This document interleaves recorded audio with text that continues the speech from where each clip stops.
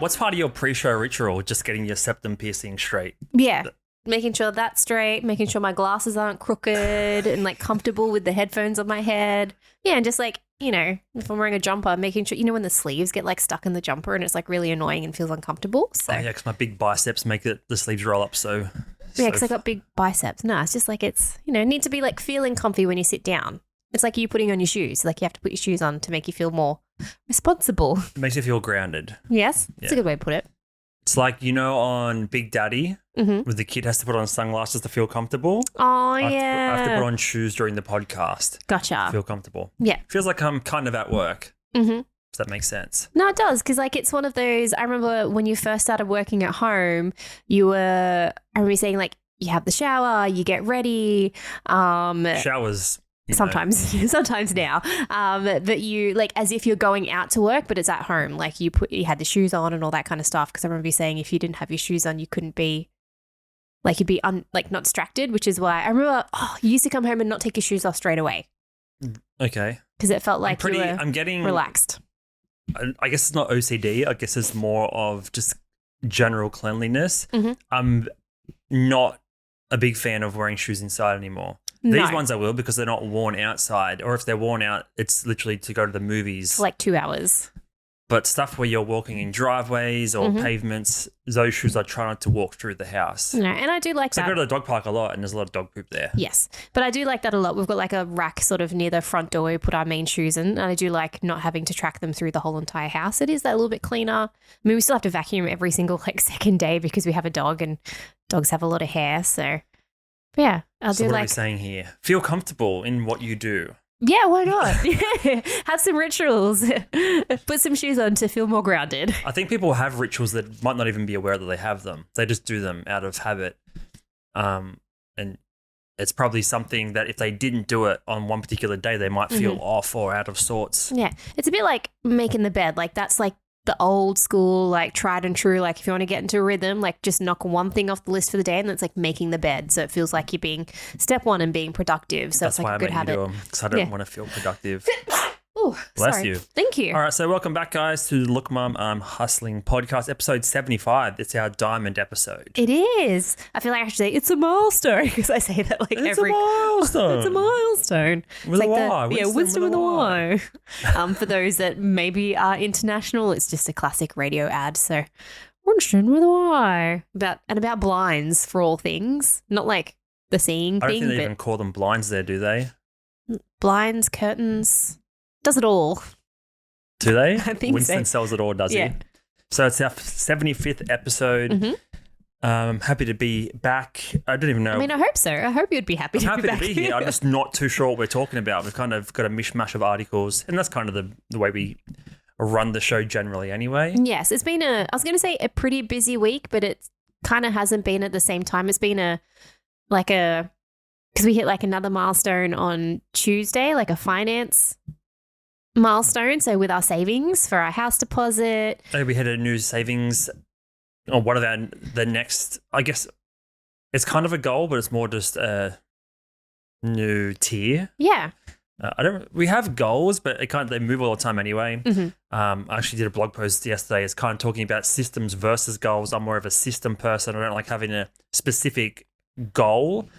It's kind of just a new chapter or a new tier you're stepping into, as opposed to reached a goal. Now what? It's more just moving on to the next page, if that makes sense. So we hit a new savings target, I guess you would say, which is fun. We hit a new eBay business milestone. So it's been actually a pretty big week when you think about it. Maybe we should treat ourselves. That's what we did on Tuesday night. We gave ourselves the night off. There's three milestones. We've only treated ourselves once. One of them. We're due 2 splurges. So even though we are Look Mum Hustling, we do, take a night off here and there to treat ourselves when we deserve it. Well, we don't reward ourselves that much. No. In terms of bigger purchases. Yeah, we got ourselves some, I got some salt vinegar chips and you got some like Sunny Hoy chickens and that's us like celebrating. I was going to get cookies, but chips were more. We're on sale, probably. It was on sale and I wanted something more savoury. But that's us like celebrating something. So we don't go huge. No, we don't buy a new pair of sneakers. We don't buy, I don't know. Like a Rolex? I don't know. Yeah, Rolex. There goes the next tier of savings. I know. It's actually a pretty big weight when you think about it. Yeah. We're halfway through July, so it's a nice way to think about how things may end up at the end of the year or this time next year and the direction things are going, which is awesome. Still slower than what I'd like. There's a lot of things that can be improved upon. Oh, for sure. In terms of our processes and habit formation and that sort of thing. Things that we wanted to do since the start of the year, but we just haven't made happen yet. And that's something that I'm kind of coming to grips with in terms of knowing that you can't do everything all at once and you can't, I guess, beat yourself up or sort of have that negative self-talk or self-doubt or that feeling sorry for yourself mode just because you can't do it all right now. Yeah. If it's just the intention behind it. If the time makes sense and the intention is right, then it will sort of work itself out. That's something we're constantly battling with. But something we're not battling with is turning up to this podcast. No. So this week, sorry. No, you go. That's all right. I was just We're still not very good at not talking over each other or knowing when we're about to finish each other's sentences or our own sentences for that matter. Yeah, we try to. Yeah, know, as a test, to jump straight in.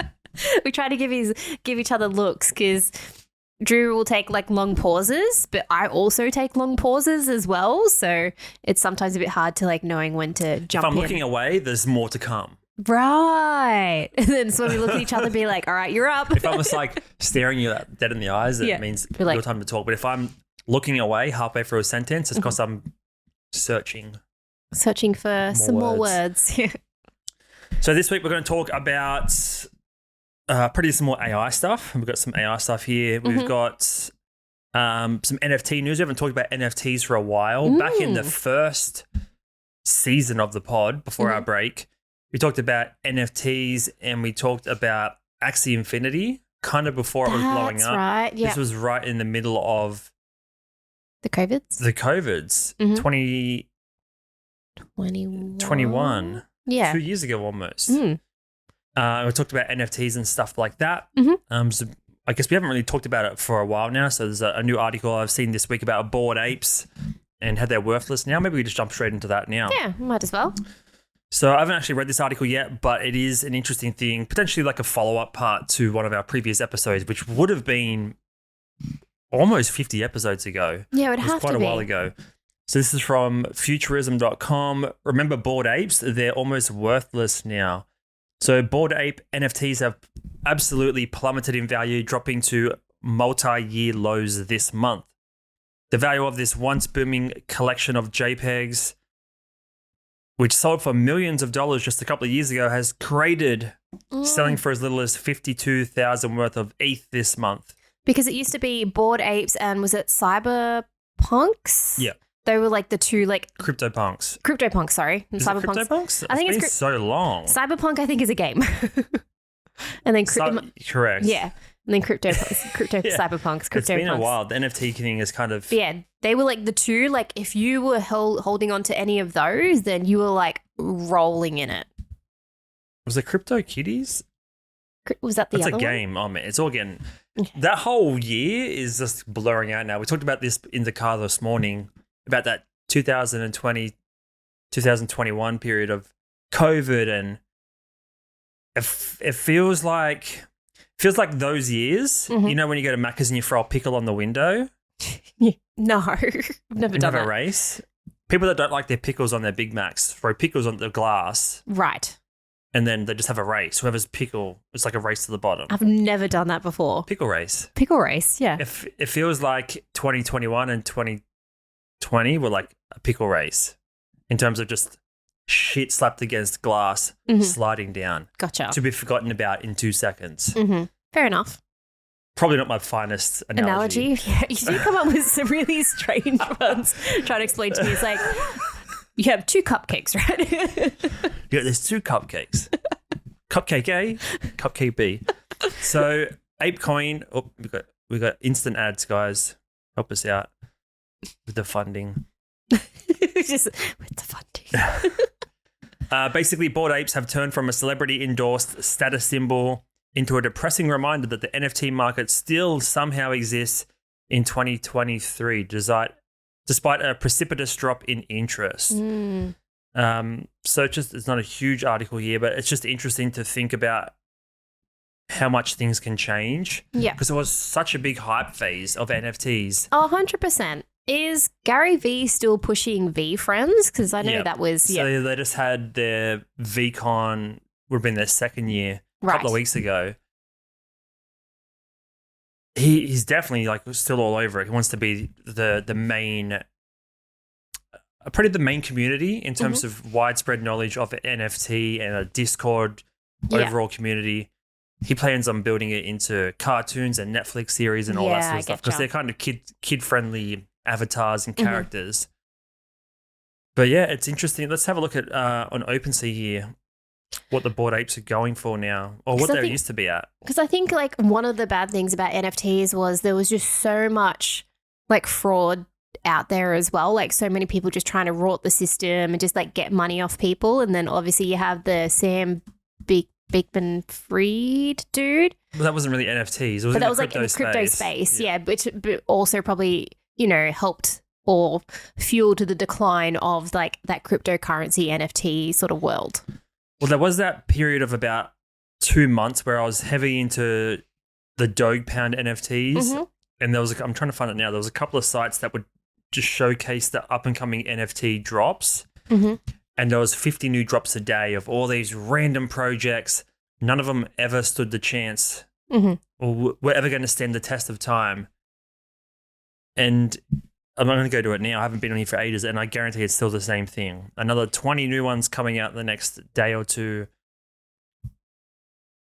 Right. It's just always Anatomy of Emotions, Afterburn. Some are like cool artistic things, but the ones that are the generative avatars, trippy alien, when you get a randomization of different traits and things like that, like FOMO fuzz, like people haven't caught on that half of these ones are just going kaput, belly up. Yeah.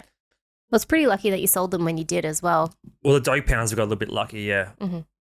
So let's have a look at activity here on the Bored Ape Yacht Club on OpenSea, which is a platform for selling your NFTs. Yeah, and it's a pretty, like, OpenSea is one of the legit ones. Like, there's probably a heaps of... Yeah, it is the legit one, yeah. Yeah.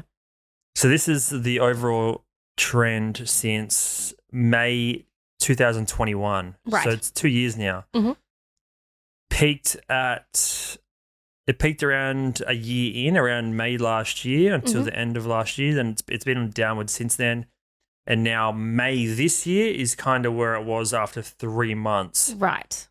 So if you got in at the first month or two, you're still making a fair bit of profit. But anything after the 3 month mark, or probably 6 months from November 2021, you're probably down some money. So how much ETH was it at its top price? Up here? Yeah. So like 29, how much is that? Hang on. So it says average. So this is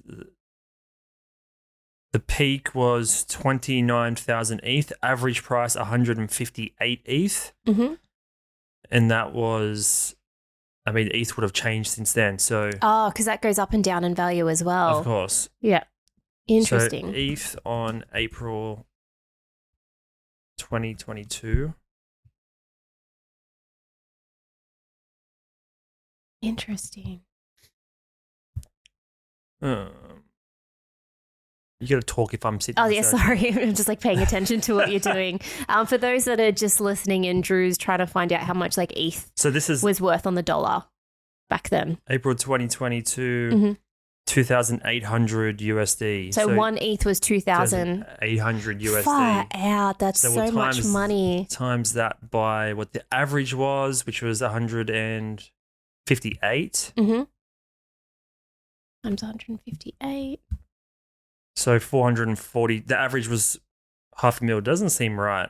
Pretty sure it is right though. No, because like people ended up buying them for like $1 million. Like everyone's like saying all the that celebrities were like getting in for like $500,000. $500,000 and stuff. Yeah, and like some people were like had 2 or had 3, and now they're only worth like what 37,000 or something like that. Like what a drop. NBA star Steph Curry's Bored Ape, which he bought for $180,000, is now worth under a third of that price. Mm-hmm. I don't know if... Oh, that's right. And Justin Bieber bought them, and yeah, that's Everyone right. bought them. Yeah. Well, let's have a look. Celebrities that purchased Bored Apes. It's just crazy to think about. Yeah. That was like the designer NFT. Like if you're into designer Yeah. brands, you had like a Bored Ape. Yeah. Yeah, as soon as, you got Snoop, DJ Khaled, Mark Cuban, some of the biggest people in sports and business, Mm-hmm. music, they're into it. It's the cool thing, right? Yes.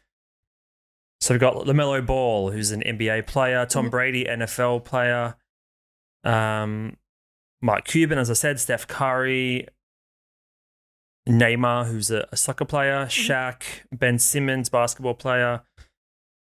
You got Justin Bieber, Steve Aoki. He bought The Chainsmokers, the band. Oh my gosh, he bought so many. Oof. Diplo, Eminem, Jimmy Fallon, Future, Gunna, Kevin Hart, Madonna, Paris Hilton, DJ Khaled, KSI, Lil Baby, Lil Durk, Post Malone, Marshmello. So all the rappers. Mm-hmm. Gwyneth Paltrow, Takeoff, Timbaland, Travis B, Travis B, your boy. And Gary V bought 3. And that's just the people you hear about. Yeah. But like Steve Aoki, because he was like big into the NFT crypto space, right? Yeah. He would have put so much, also lost so much as well at the same time. It's an article. But unless if he was trading that whole entire time and just made a whole bunch of money anyway. The thing is with the trading, the fees would have been so large. Like the gas fees and everything would have been so large on those. Yeah. And that was like a really interesting concept. They had the gas fees because it was so costly to like the environment and stuff to actually move that around with all the computer power. That's a very like rudimentary sort of like explanation of it. But yeah. I can't believe how much time I spent looking into NFTs. It was a good 6 months that you were like, well, it was like because I love how you just get in depth with something, like you just want to learn it. And it was during lockdown, so you were limited in like where you could go, what you could do. So you actually like invested your time. But not only were you learning about the crypto space, you're learning about the stock market space and stuff as well. You're just learning about digital currency. And just any way to, because I'm a flipper. I flip stuff on eBay. Mm-hmm. This is just another way to flip things. Yeah. Which is the opposite of, you flip things on eBay, but this is kind of, you can be a flipper, but everyone thought things were going to go up in value. So it was more of like a holding investment exercise. Mm-hmm. But it's such a new technology, such a new way of investing. You don't know who's building up these projects and stuff. Mm-hmm. It was just something to keep you distracted during that COVID time. And it was fun to look at too. It was interesting. It was artistic. It was different to just normal kind of like Apple stocks and Microsoft and Amazon stocks. It was just that little bit different. So let me see if I can find any interesting news about NFTs while we're still on this topic. I imagine there's still gigantic demand. Mm-hmm. I mean, we're in a pretty hectic recession period for the last 12 months. Yes, true. So I don't know.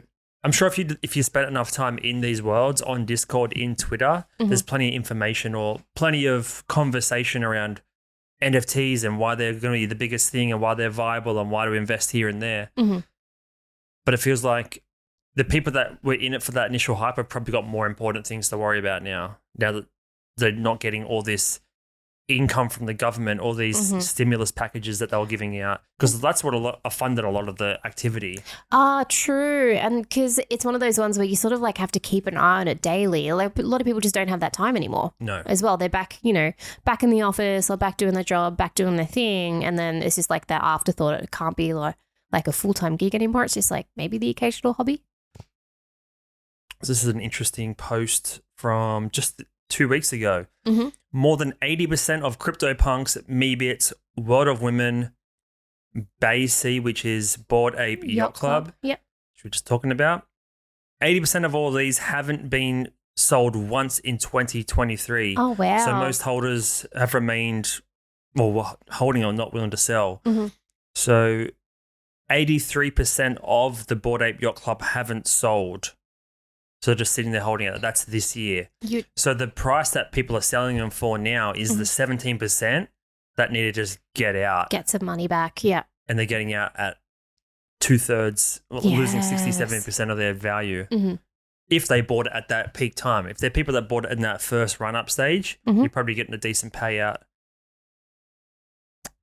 It's just interesting. I wonder what Dogepound's sitting at. This is probably not that interesting to a lot of you, but it's worth thinking about for any type of marketplace, supply and demand. Yeah. That's what it comes down to. 100%. And Dogepound were doing pretty well for a while because you had like the Dogecoin and stuff that was complementary to Dogepound, Dogepound, whatever you want to call it.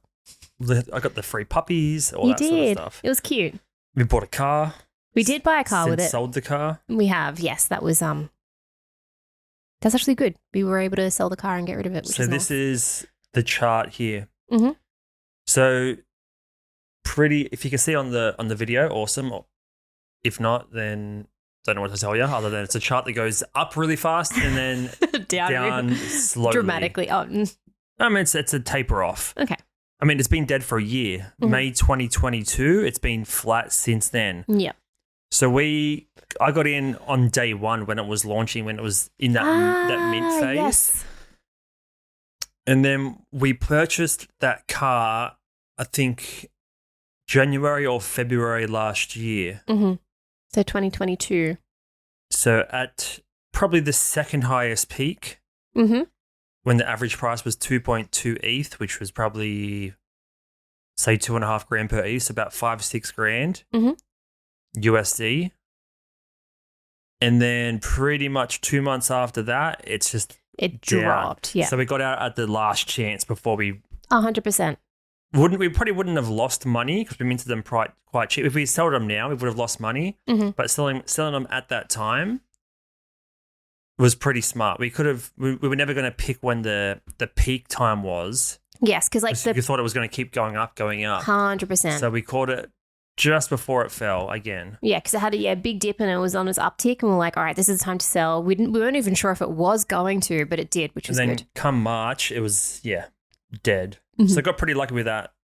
Not saying Do you remember what number you had?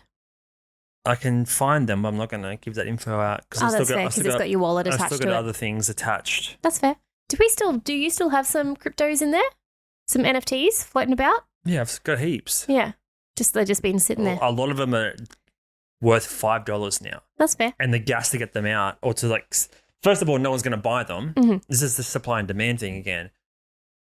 There's no demand for it at all, Mhm. but so much supply.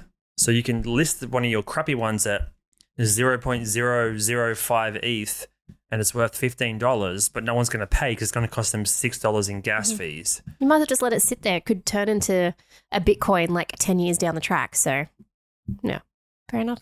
Could, maybe, probably not. Probably not. But you also get a lot of random spam things sent to your wallet Mm-hmm. that are just basically scams and hacks. Mhm. If you click them, it can open up a bunch of problems Yeah. for your wallet or your MetaMask or just your security in general. Do you just leave them there or can you delete them? You can leave them there. A lot of them, as soon as you click I mean, this was information I had been reading 12 or 18 months ago. A lot of the times, if you click the actual thing, Mm-hmm. it's basically granting some permission on some backdoor level. access, yeah. That basically gives the owner information saying there's activity on this NFT. Mm-hmm. Someone's clicked it. I don't know whether it's your IP address flag. It's just too risky to even touch any of it, Gotcha. other than the things you've purchased, Mhm. or if you got airdropped something from the founders Mhm. as a gift. Yeah. Fair enough. But interesting to think about. I mean, tax time has just finished, and I don't think we sold anything in that last financial year. No. Whereas the previous financial year, it was a nightmare because when you're doing your tax, Mhm. every little dollar of profit you made on the blockchain is tracked. Yes. And then you have to basically report all of that. Mhm. And there's just so many microtransactions. Just converting ETH to Bitcoin alone is a transaction. Sometimes if you're transferring from ETH to something else, it has to go to a different coin and then back. So it's almost like one transaction is 2 or 3 at some points. Yeah, and you're losing these couple of dollars along the way. Exactly, and it's just impossible to track. I mean, the technology and stuff will get better. There are applications and websites to track all that stuff, but it's just a nightmare in tax-wise anyway. Yeah, sorry, tax guy. Sorry, Ethan. So that's the NFT news, something interesting for the week. And I guess we'll just do a yearly update on how NFTs are traveling. Well, I don't know how. Let's have a look at Gary Vee ones while we're still on this topic. So VeeFriends? He's got two, right? So we had the initial one called Series 1, which is the OG people. Mm-hmm. And then Series 2, which was opened up to a wider... There's more items available and they're more affordable, and it was designed to get thousands and thousands of people into the community as opposed to a small group of a couple thousand. So these are his original ones, obviously very scrappy, hand-drawn stuff by him. Then the Series 2 are more professionally done. Yeah, that's right. So let's look at this activity. So I think they were selling for about 3 to 6 ETH at the very start. And again, it peaked at around March last year, and it's been down ever since. Yeah. And it could be due to a number of reasons. The hype died out, as well as inflation, recession. The war in Ukraine started around February, March last year. So a lot of things that have impacted how things are run. Yeah, for sure. Or how people are spending their money anyway. But there'll probably be something that's going well for them is because like Gary Vee, who's the creator of it all, is still active within it. Like he's not talking about it. So it's always something that's around within his community and everything. Every time you do that, you're like, worry me. Ignore it. Yeah. But because he's so active within the community, it's probably not going to decrease as much as like someone else has been like, I've given up. If that makes sense. What do you mean? Another founder? Yeah. So just like, it's probably going to hold, like it's not going to be like $0 or anything because he's still talking about it, still pushing it, still quite active. Yeah, exactly. He's not just going to let it go. Like it looks like the original VeeFriends are way more worth more than the round 2. There's more access, there's more perks and benefits. Yeah. Whereas this Series 2 has just been on a straight downtrend. Yeah, because in the previous one, there's only about 5,000 owners, and this one there's 21. So there's heaps more people have it. Yeah. Yeah. So, and just gives people a chance to say I'm part of the Gary Vee world. Yeah. Whereas the Series 1, you're getting access to the VCons, you're getting access to group chats or Skype calls with him directly. There's way more at stake, which is why the price goes up. I forgot that. Like when you got, sorry, I'm about to yawn. My bad. When you got if you got a particular NFT, they would have that like extra packages. It was like a ticket, right? You'd have access to other things like like you're saying, exclusive phone calls, emails, newsletters, breakfast, lunch, dinner, meetups, all that sort of thing. Yeah, so there's other perks as well to buying it. Whereas Series 2 doesn't have that. I think there might be some, but not really. Well, it's like that's how we got our accountant, right? Like they had an NFT and it had a free accounting service in it. Yep, that's right. Extra service. You're giving Ethan a lot of shout outs here. Oh, hi Ethan, end of financial year. Why not? All right, so what else we have this week? So you brought up some new AI news. Well, obviously we love talking about AI. Yeah.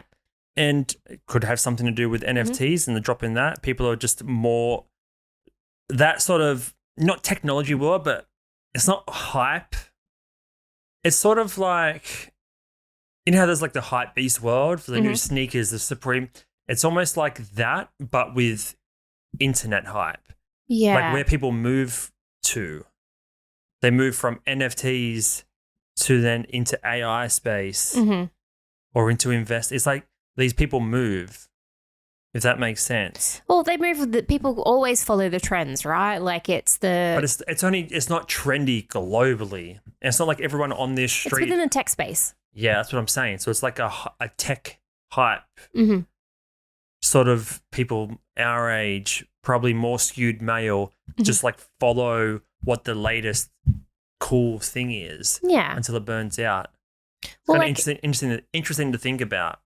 Well, it's the whole like when the voice assist thing sort of popped up, right? Like that voice assistance. You had Siri, you had Google, you've got Alexa.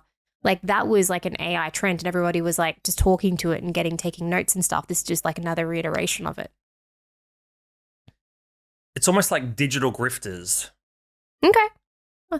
You know, and they're on the tech train. Well, they're looking for the next thing to spend their time in. I do it as well. I just want to find the next thing, dig into it for a bit until it's no longer interesting or trendy or mysterious, cool, or there's something more to learn. The people that play video games, all their spare time for the most part is tied up in the video games. They're not spending extra time browsing the internet or being on Twitter trying to find out what's cool and what's not. There's people that are already like locked into their hobbies and passions and really don't move outside of those worlds.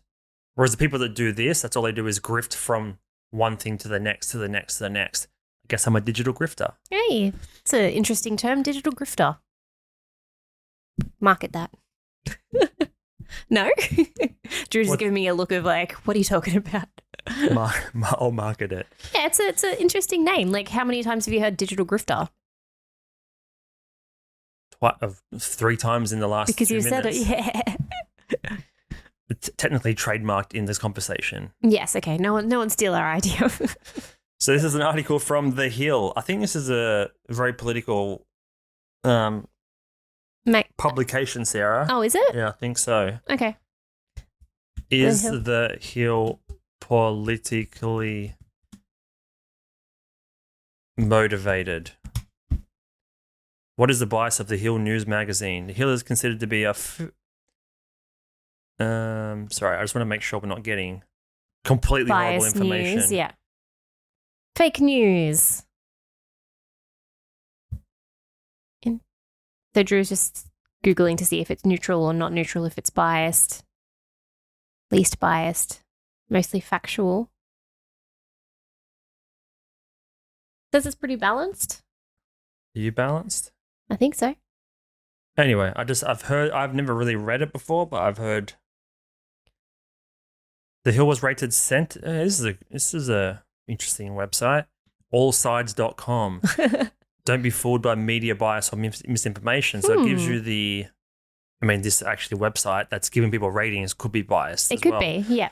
But it's saying media bias, whether it's left or right leaning, and which publication where it falls. So this could be interesting going forward. So it says The Hill is center, tiny bit left. Tiny bit left? Left of center. So leans left a little bit, but in the center. Therefore, we will read it. Okay, there you go. All right, Drew approved. Better than BuzzFeed articles? It's all sides. Well, debatable. I think last week's problem was Business Insider. That's right.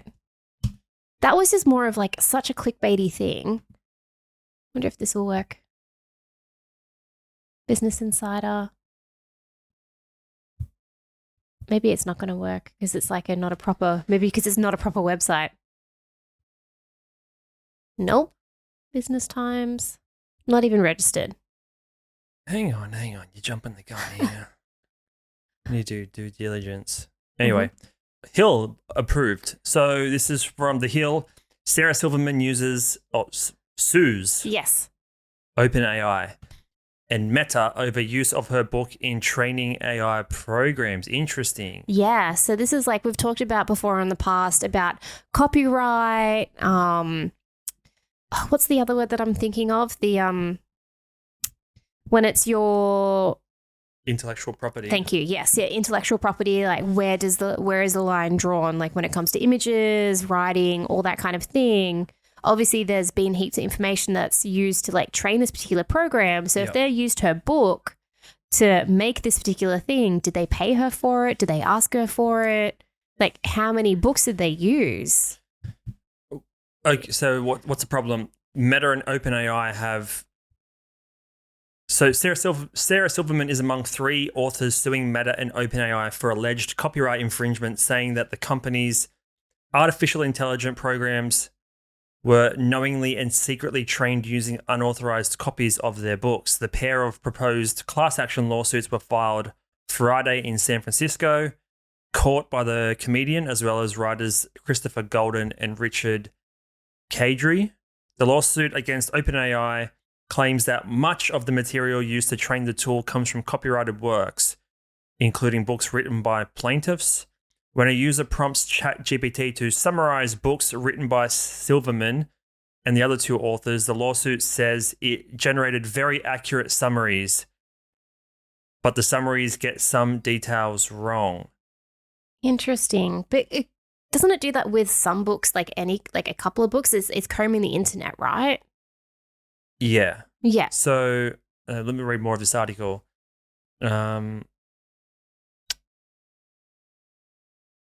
lawsuits seek unspecified statutory damages, saying the conduct by OpenAI and Meta has caused and continues to cause irreparable injury that cannot fully be compensated by or measured in money.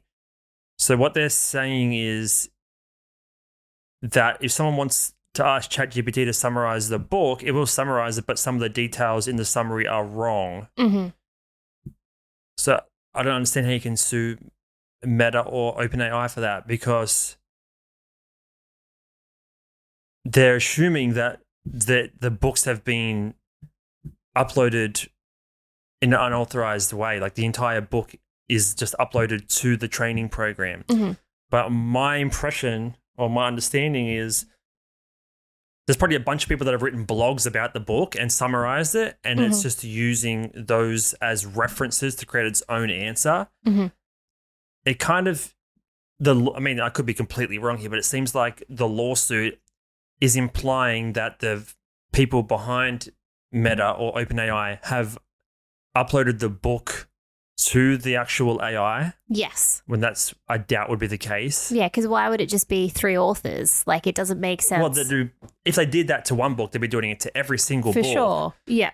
So wouldn't there be a way bigger lawsuit with 10,000 authors? Mm-hmm. I think it's just it's just a culmination of different articles, and it's summarizing based on other summaries. Yes. And that's one thing that if you've used ChatGPT, it can give you a lot of bullshit and just straight up wrong information all the time. Like, I asked it to give me a roast beef recipe, Yes. and it completely killed my $30 roast beef. It did, yes. So Yeah. I wouldn't trust it for recipes, that's for sure. Well, it's scraping the internet, right? And there's like the source of the internet is by human beings, and human beings make mistakes, right? That's the whole thing of Far like, too often for Yeah. my liking. that's why we're human beings, right? So obviously, if it's scoping that, it's also scoping the mistakes. Like, yes, it's scoping what's right, but it's also scoping what's wrong, and it's just putting everything together, mashing it up, and making it, or try and make it make sense. Like, that's what it's doing. Doesn't necessarily know if it's going to be right. It's just trying to make it make sense. So let me see if I can get any more information. Yeah, and like it's just an interesting article, because it's just like how will OpenAI be able to explain or be like, hey, yo, we didn't use your books. This is just like coming from the internet. Like, if you're going to be suing us, you might as well sue the blogs that are like summarizing your books on your behalf, kind of thing. So then it's just, I mean, we can get in. We don't know how these AI models are run or operated, so we can't have a fantastic take. And I'm sure they wouldn't be making a lawsuit without sufficient evidence to say this is what we believe you're doing. There's obviously a lot more to it than we can possibly comprehend. But it's interesting how this can even make sense. Like, I don't understand. Writers, authors, and publishers who are concerned about ChatGPT's uncanny ability to generate text similar to that found in copyrighted textual materials, including thousands of books. I think that a lot of people just worried about their voice being stolen and being copied. Same as, the music artists worried about AI generated voice stealing, like, I guess, their share of, their audience or things like that. So it's just that fear of losing your job or losing your ability to be able to do something because something that's AI can do it better, or just as well. I can understand if you're going on there and saying, give me the entire Sarah Silverman book, and it just paste it for you. Yes. if it's just summarizing, I don't see what the big deal is. No. If they have the entire book in code somewhere on their back end saved, then technically they can reproduce that. If it's just a summary based on other summaries, there's not a lot of legs to stand on. But again, we're not lawyers and we don't know the full context here. No. But this is probably going to be the first in many lawsuits of this nature.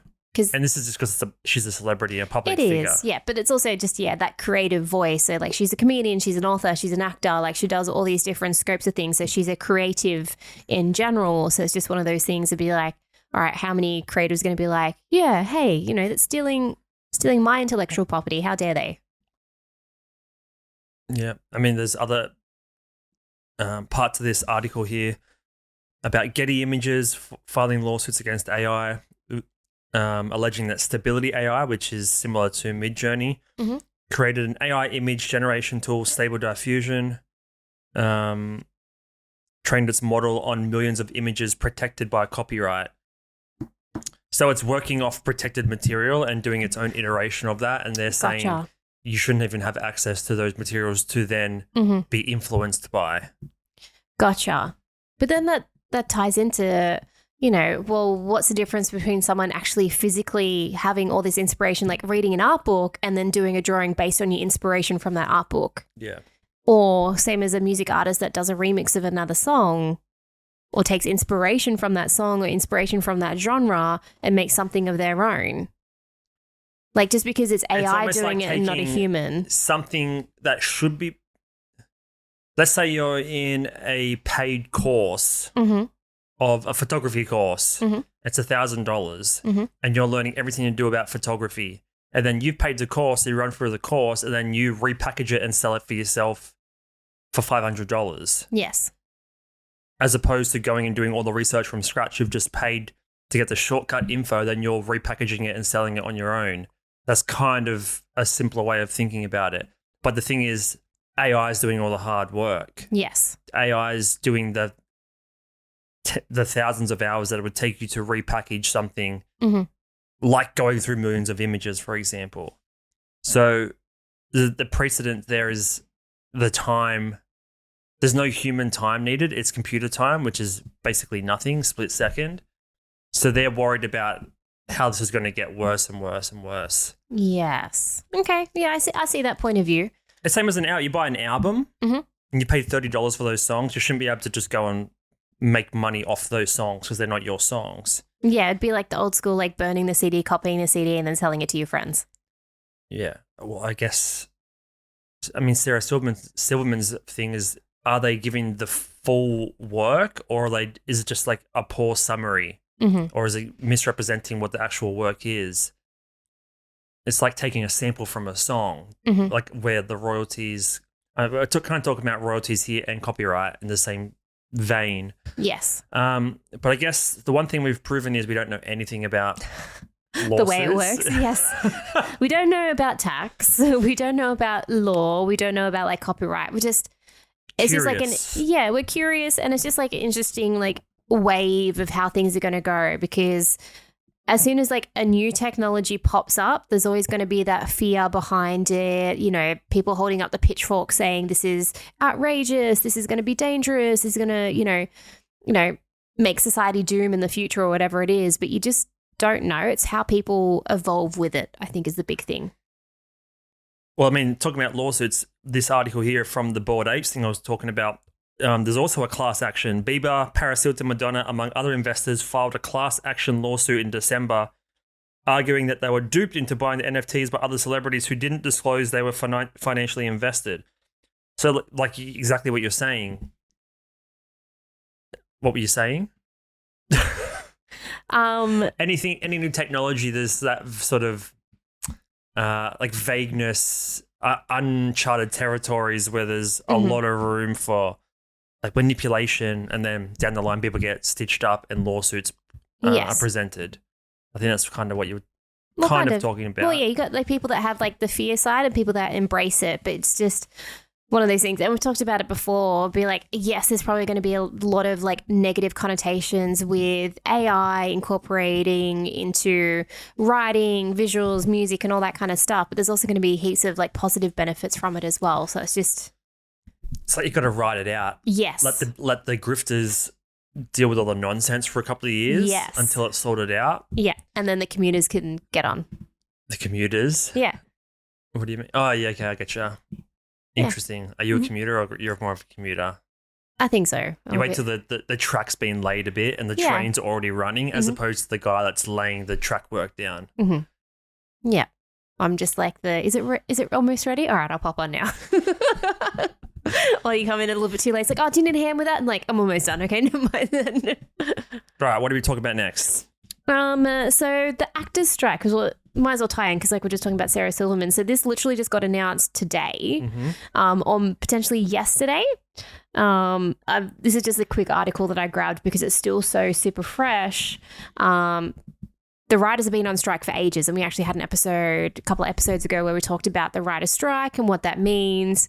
They had a writer's strike back in 2008, I think it was, from memory, and just like how that affected television, how like it went more into like the reality TV space and stuff because of it, because you didn't need writers and stuff for it. But because the writers have been on strike for so long now in this particular iteration of it, and there's been a lot of actors saying they do support it and be like, yes, you know, we support the writers and stuff, but haven't really done much from it. Now they sort of joined it, and now they also have a strike. But so the Hollywood actors are standing up as well. Yes. In solidarity with the writers. So actors standing shoulder to shoulder with the writers. So this is from The Guardian. Hollywood actors are going on strike. Here's what that means. Yeah, so after thank you. I'll read this one. So after negotiations between studio representatives, the Alliance of Motion Picture and Television Producers, AMPTP, and the US Actors Union, SAGA, which I know that one is the Screen Actors Guild, America, failed to make a breakthrough.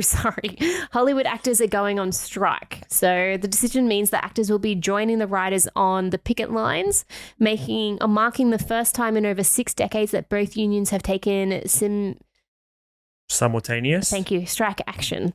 Considerable through the effect of the writer strike has been on film and TV production, as well as related activities such as award shows and publicity events. An actor strike is likely to be some systematic. Right, I'm going to have to ask you to slow down as you read. Oh, really? I'm going too fast? Yeah. Fair enough. I'll slow down. So just, yeah. Seismic is that word. Seismic. Thank you. So basically what you're saying there is the effect has been...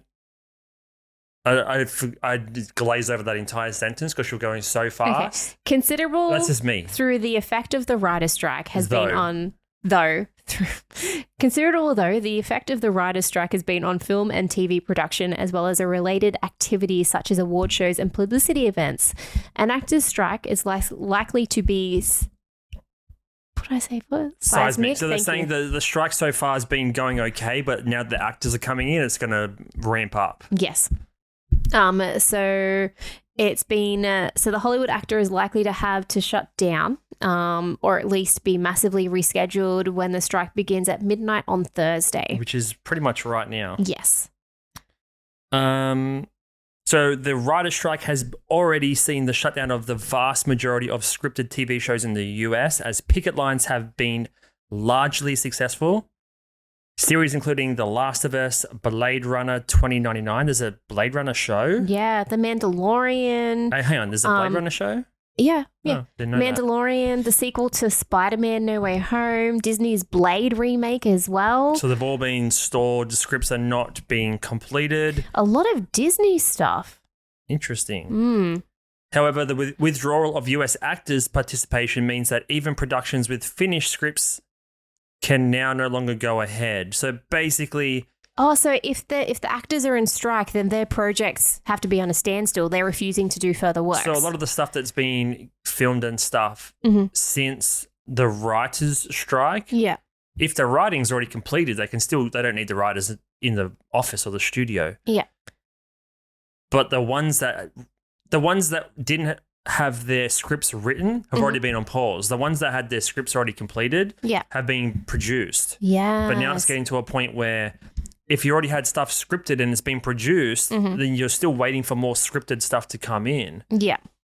And now, even if they are ready to film, if the actors are going straight, there's no one to write and there's no one to act on the words that are written. So basically, it's just going to get worse and worse until they come to some sort of agreement to settle this strike. So studio film productions which run on even longer and more elaborate schedules will suffer longer term damage if they have not completed filming in time, because they would have such huge budgets with like the catering and stuff. So the previous strikes affected TV shows quite a bit, but this time around, going into cinemas, because it's actors, it's going into the movie aspect as well. So the highest the highest profile films still shooting include the Ridley Scott directed Gladiator 2. What else? So Mission Impossible as well. That's a huge blockbuster. Bad Boys, Beetlejuice 2, Untitled Ghostbusters. Hang on, you're mixing up the different paragraphs. So the first paragraph says these are the ones that are still shooting. These are the ones that have finished and not affected. Right, my bad. I'm great at this. You gotta kind of read in advance and like skim through. It's kind of a 3-task thing. You gotta summarize, be ahead of where you're talking, and just slow things down. I think I just need more practice, because you tend to read. I read a lot in my head. I don't really read out loud a lot of the time. Well, this is the way I'm thinking about it. I was going to talk to you about this after last week's episode, and I forgot to mention it. And I'm not going to give you tips saying I'm the greatest reader, but we're doing all these clips now, right? The faster you try and whiz through a paragraph and don't summarize it or make it clear, the worse the clips are going to be. Yeah, that's fair. Think about trying to summarize it to the most punchy parts, so the tool we're using to get clips can actually understand what we're saying. Good feedback. Thank you. I'll take that on board. I mean, I was going to bring it up after the show, but I'll probably forget again. That's all right. And everybody, this is key to working in real time. A good relationship is communication to each other, giving each other I'm not saying I'm feedback. good at it, but just try and see the way that I'm doing it. Your heat's better than what you used to be, because I remember you used to stumble. Try and see the way that I'm doing it. You don't have to take it, do it exactly as how I'm doing it. Yeah. But just be like, I can see why I'm going too fast. That's my opinion. Sorry, guys. I don't mean to just rain on your parade. I'm just trying to make things easier for everybody, especially Opus Clips. Yes. Gotcha. So that's some interesting news. Let's see if there's any other articles. Hollywood strike.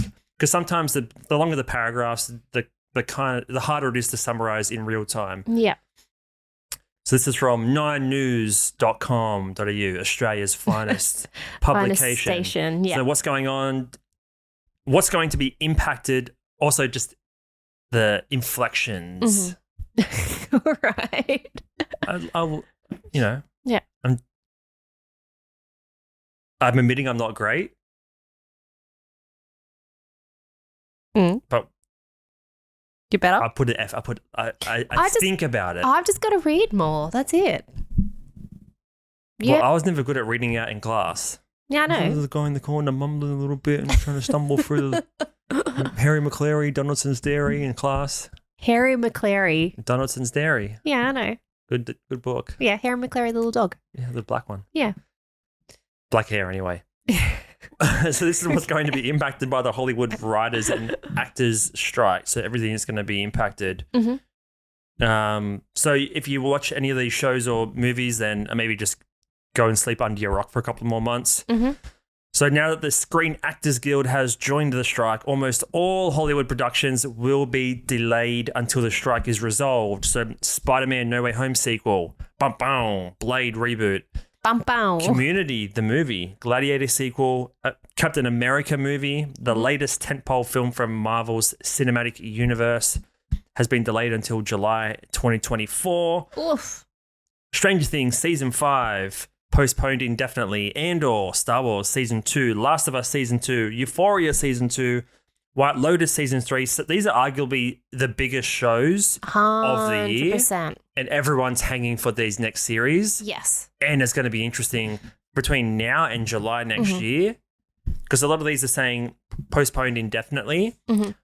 Even if this strike goes on for another month or 2 or 3, by the time they get rolling again and get into production mode, we're still 12 months away from the actual release. Yeah. So it could be an interesting 12 months. Well, what one way to get, I guess, people engaged and people following is be like, you can't get the thing that you want until this thing happens.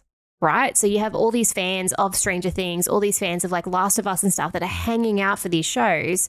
But now all these audience and all these communities being told you can't get it because Hollywood's being poo-poo heads and not like listening to the guilds that they have over there and just not paying attention to the strike. So now, because the thing that you want's been limited and taken away, that like now the audience, the community is probably going to be like supporting a little bit more, writing in, demanding them to like get there. Disagree. Oh, really? You don't think it's going to work? People are not going to unite for this. They're going to wait for the head honchos,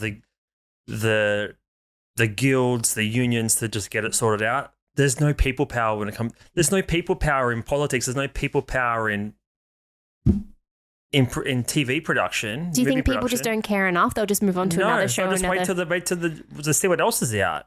They just go on to Disney. Nope, nothing's out yet. Am I thinking too much of like the world to be like, yes, everyone's going to come together? People do not. But do people come together at the local Woolworths when there's a problem? When people are fighting for toilet paper? They ain't fighting for fucking the next Netflix show to come out on time. They're just going to wait until one platform has one thing that carries them over until the next month, and the next thing comes out. People are not going to unite. It's not George Floyd, but people are marching in the streets. Nothing's going to happen. Right. They're just going to put their attention somewhere else. They're going to be on Threads. They're going to be on YouTube where there's no guilds. It's just solo creators. People are just going to shift their attention somewhere else for the time being. Well, then, because I guess some actors can't act unless if their scripts are being written, right? You watch them all do podcasts. Yeah. Well, you got Smartless, which is like they've been doing that one for ages though. But like, isn't it ironic then that you've got actors going on strike as well when they make way more money than the writers themselves? Isn't ironic? Yeah. If they never joined the picket lines, then yeah. But now that they're joining them, yeah, it means it's at a serious point. But doesn't that mean if the actors really cared, wouldn't they sacrifice maybe some of their pay or the percentage and stuff so the writers could get paid more? Or is it just more of like the head honchos? That's not solving the problem. Is it just like the head honchos, the producers and all that kind of getting all the money? That's not solving the problem though.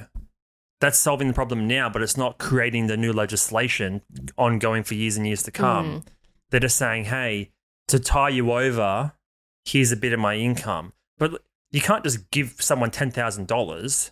Especially if you're making millions. These actors that make millions and millions, they've got accountants. The accountants could be like, you can't just give $10,000 away to one writer because there's a team of 10, 20 writers. Like, in the ideal world, that'd be great. But you can't just do that at scale because then they give you the people that are running the production companies and everything and be like, oh, the actors are going to take care of the little guy, and then it takes all the culpability off the actual production companies and the businesses. They want the actual laws to change. They want the contracts to change. Like, I understand, like, maybe actors take a bit of a pay cut and pass it down to the next person, but that doesn't really make any systematic, widespread change. Okay. That's fair. Are you going to give 10% of your manager's salary to the underlings? Probably not. That's the way the actors are thinking. Fair enough. Okay. So it's just more of they want I guess their contracts, the legislation, they just want to be more looked after and have more of a secure job. Yeah. So then they can write comfortably without that fear of, living paycheck to paycheck, without that fear of like, am I going to eat? Am I going to be able to pay my rent? They just want that. They're not asking for a handout from the actors.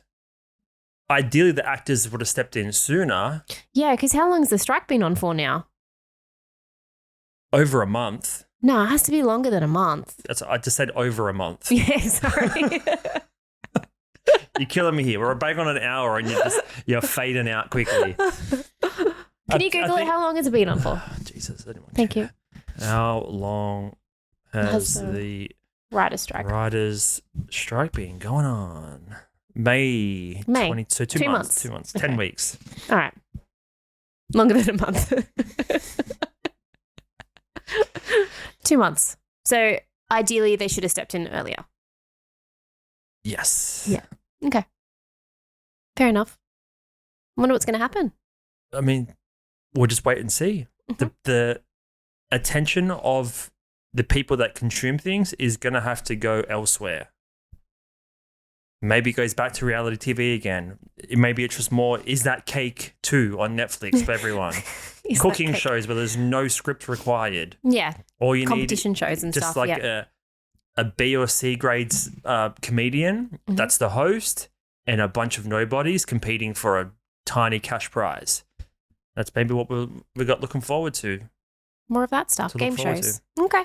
But you guys, what's the segue I'm going to go with? Well, look forward to more episodes next week and the week just after. one episode next week. Well, and the week after and the week after that. We'll be back for episode 76 and onwards. Thank you so much for listening to the Look Mum I'm Hustling podcast. Don't forget to give us a like and a follow. Look at on you trying all to the save. platforms. You're trying to save it at the end here. Don't forget to head on over to YouTube, drop us a comment there, head on over to Apple Music or Spotify and leave a review. Always greatly appreciated that. We're on Twitter, we're on Instagram, we are on Caffeine as well, on Facebook, everywhere you can think. Not on Threads yet though. No, personal accounts are on Threads, but not a joint one. So that's it. If you want us on Threads, let us know. Just give us some feedback. But you won't let us know on Threads. No, because I'm not there. Thank you, everybody. See you next time. Bye.